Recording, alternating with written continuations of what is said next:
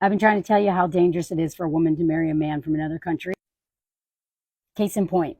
Now, I am a woman married to a man from another country, and it worked out well for me. But I also moved here and built a whole life for myself here in France, and then met him, and then we joined lives. And we also never wanted children.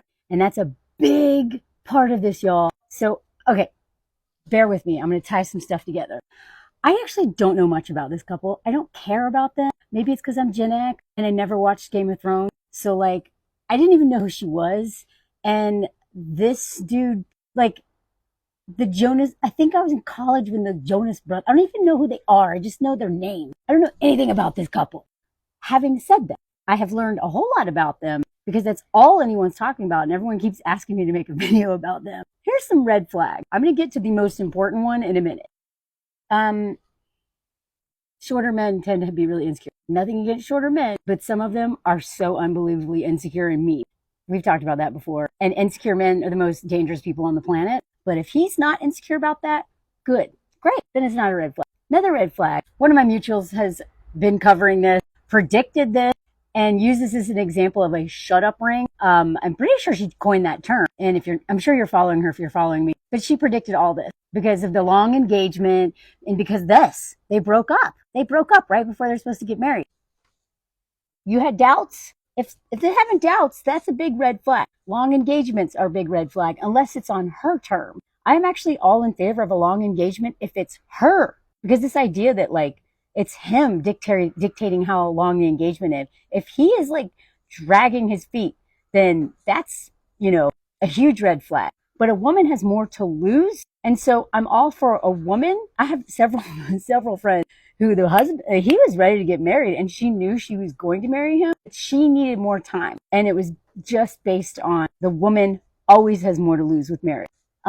Having said all that, not getting married, she also has a lot to lose. Because, marriage is a form of protection. That's another video.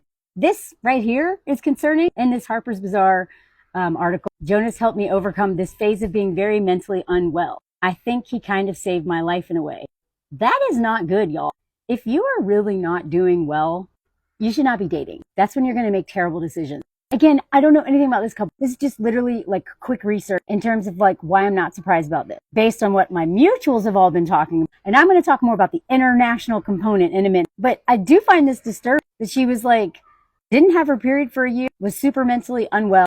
And then she said, he was like, I can't be with you until you love yourself. I can't see you love me more than you love yourself. And she was like, that was something, him doing that. That kind of saved my life. You hear some French children talking in the background. I know it's really easy to blame the guy here. And what he's doing to her right now is very problematic and makes me think that he might be, maybe he's an abuser.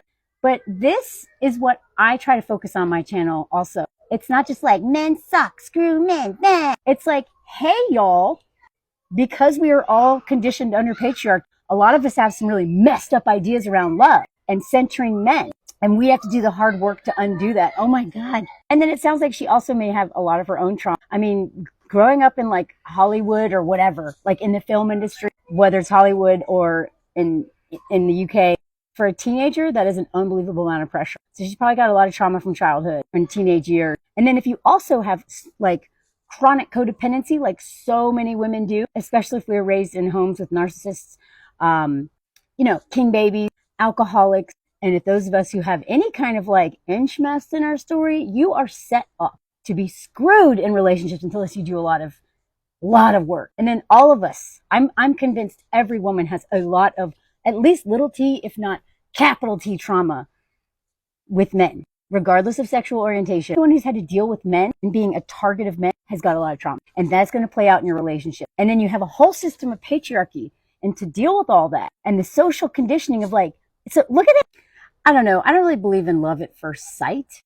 Like, to me, that's weird. How can you look at someone and be like, I'm in love with them? I do believe in a connection. I don't believe in chemistry as a good thing. I had chemistry with my abusive ex. As soon as I was around him, the energy was like, like it just, all of the like butterflies and all that stuff, which is basically trauma responses being ignited and being like, oh my God, this is exciting because it's going to be terrifying. But love at first sight is weird. Energetic connection at first sight, maybe. I definitely had that with my husband, but it wasn't like, ugh! It was like, says she told Fallon that she knew she wanted to marry Jonas the first night they met, before joking it may have been the alcohol. Y'all don't decide, especially if you're a woman, because you're the one who has everything to lose. Because again, this decision can ruin your life, as we're seeing it play out in real time with her. Or even take your life. Hitching your wagon to a man, dating a man, falling in love with a man is the most dangerous thing a woman will ever do, other than childbirth. And I say this as like a rock climber and like professionally reckless person for a while. You know, don't ever get too excited about a man. That is not going to end well for you. And if you are really excited about a man, you have to calm it down. Take your time. Be patient. But the way she describes him, she's like, I know I wanted to marry him for that. Like, what happened that first night? They hung out at a bar with friends. And then he came back to her apartment and had drinks afterward. Chances are they hooked up. And that chemistry and that love may have been tied to like, which is again why, if you have a lot of trauma in your background, don't be sleeping with these dudes that you actually like right away, because all your trauma responses are going to go like that and cloud your judgment. And I say this as like a proud slut, an elder hoe. I'm all about one night stand. If you really like a dude, you have a lot of trauma, don't be doing this. Again, I don't know if she slept with him, but if your first amazing night together was you hanging out with other people and then coming back to your apartment for drinks, that to me is coded language for like, yeah, we hooked brown chicken, brown cow, and it was great. And she says, I remember him leaving and I just wept to my brother. I was like, I love this man so much. What? I'm so confused by this. Like, after he left that night? I don't know. Y'all, you are not falling in love in the first night. You're not even falling in love in the first few days. That is not love. And as I've realized, most of us don't even know what love is. It's limerence. It's codependency. It's trauma bond. It's, daddy wounds or whatever. Daddy issues, father wounds, whatever. Like playing out in part 2. But it's not love. You don't even know somebody. You don't even know them, y'all. It's not that I don't believe in romance, but so many of the crap that we think is romance, it's not romance and love. It is absolutely not that. So now let's get to the main point of this. This man is now ruining her life. And I say this a lot, and I really don't think people understand. If you want to have children, if that is something that you really want for yourself, don't be dating men in other countries. You will get screwed because there's a likely chance that you will divorce. And if you divorce that man, you're going to have to choose between your children and like your family and country and all that stuff probably. Because look what's happening to her. They even had a plan to move back to her country. And then guess what? He not only has patriarchy on his side, because they're in his country, he's got the law on his side. And now she's somehow got to prove that he's holding them hostage. Listen to me, y'all. If you date a man from another country, you better know exactly where y'all are going to live. You better know, if you want kids, you need to look up the laws around that, because chances are you're going to get screwed. You will literally be charged with kidnapping. If you say, oh, I met this man while traveling. He's a French man. Oh, he asked me to marry him. I'm going to go. And you have the baby in France. You're never leaving France again. You will never leave France again. You will be kidnapping that child. If you decide one day, this dude sucks. And let me tell you, I'm in like Facebook groups of like French, married to French men, Facebook group.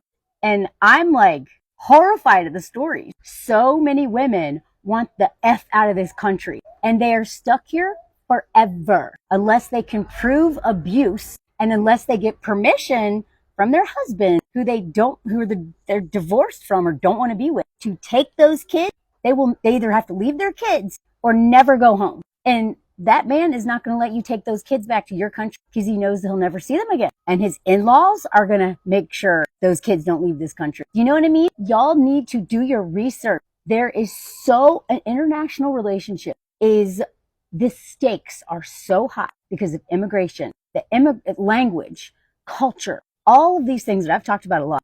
But if you want to have kids with this person, this is why narcissists love to get women pregnant, because you're tied to them forever. But if they get you pregnant in their country, bye-bye life. You are forever trapped on their territory because of the kids. Even if you have all this set up, school, doctor, dentist, a whole plan, he's got passport and the law on his side. You can't afford to make decisions out of love.